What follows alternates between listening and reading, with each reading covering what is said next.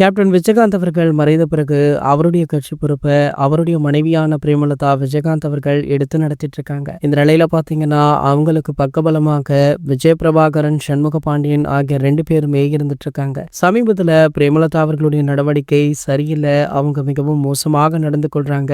அது மட்டுமல்லாமல் திமுகவுடன் கூட்டணி அமைப்பது தேமுதிகவில் இருக்கிற பலருக்குமே பிடிக்கவில்லை அப்படின்னு வெளிப்படையாக தெரிவிச்சாங்க. ஏன் கேப்டனுடைய மகனான விஜய பிரபாகரன், சண்முக பாண்டியன் ஆகிய 2 பேருக்குமே அந்த விஷயம் பிடிக்கவில்லையா? ஆகையாலதான் கூட்டணி அறிவிப்புக்கும் வரல, அதன் பின்பு எந்த ஒரு பேட்டியுமே கொடுக்கல, அரசியலை பற்றி எந்த விஷயங்களையுமே அவங்க பேசல. தற்போது வரைக்குமே பாத்தீங்கன்னா பிரேமலதா விஜயகாந்த் அவர்கள் தான் அனைத்து பத்திரிகையாளர் சந்திப்பையுமே சந்தித்து கொண்டும் இருக்காங்க. இந்த நிலையில பாத்தீங்கன்னா கேப்டனுடைய கோவிலுக்கு ரசிகர்கள், பிரபலங்கள் அப்படின்னு பல பேர் நாளுக்கு நாள் வந்து போவதுண்டு. குறிப்பாக பல பிரபலங்களுமே ஏதாவது ஒரு நல்ல காரியத்திற்கு முன்பாக கேப்டனை வழிபட்ட பின்புதான் அதனை ஆரம்பிப்பாங்க. இது வழக்கமாகவே நடந்துட்டு இருக்கு. இந்த நிலையில பாத்தீங்கன்னா தாவேகா கட்சி தலைவரான தளபதி விஜய் அவர்கள் சமீபத்துல கேப்டனுடைய கோவிலுக்கு சென்றதாகவும் அங்கே அவர் உள்ள பிரேமலதா விஜயகாந்த் அவர்கள் அனுமதிக்கவில்லை அப்படின்ற செய்தி தற்போது சோசியல் மீடியாக்கள் வெளியாகி பரபரப்பை ஏற்படுத்தியிருக்கு. கேப்டனுடைய சமாதிக்கு தளபதி விஜய் அவர்கள்